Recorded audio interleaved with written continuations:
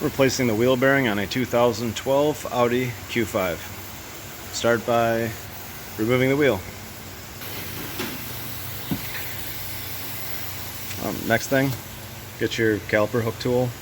Take the two big carrier bolts off, 21mm socket, and hang your caliper up here. Alright, pull set screw off the rotor. Tap the rotor, the face of it, not on the friction surface, with a hammer to free rotor from the hub.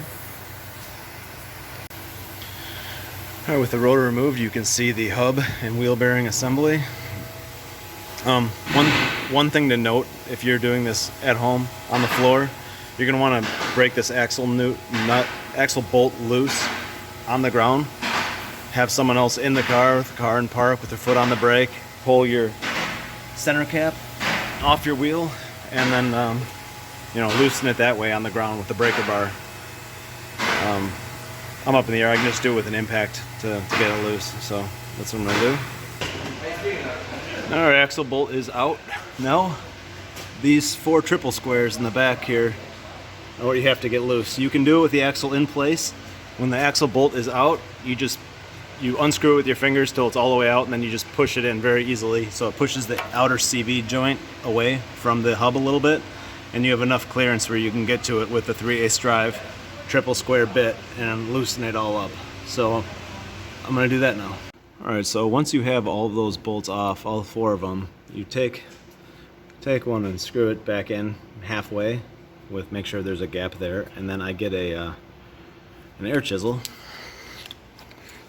like this, with this little dull pointed bit.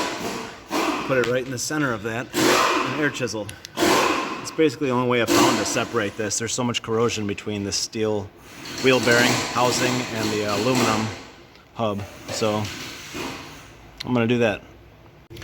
Alright, once you push the wheel bearing off with the air chisel and you get it off the car, you're gonna have to either press the hub off with a shop press, or you're going to have to just order a new hub, and then you can even buy them hub and bearing assembly. That's what I would recommend doing versus using the old hub again. That way you don't have to get a shop press and push this out. You just get the whole assembly as one piece, and then you can install it that way. Just pretty much make sure you clean the surface really well. Put some anti-seize or grease, or whatever you have.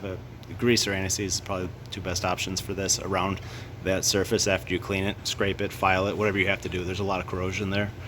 And reinstall it the same way. So that's it. Thanks.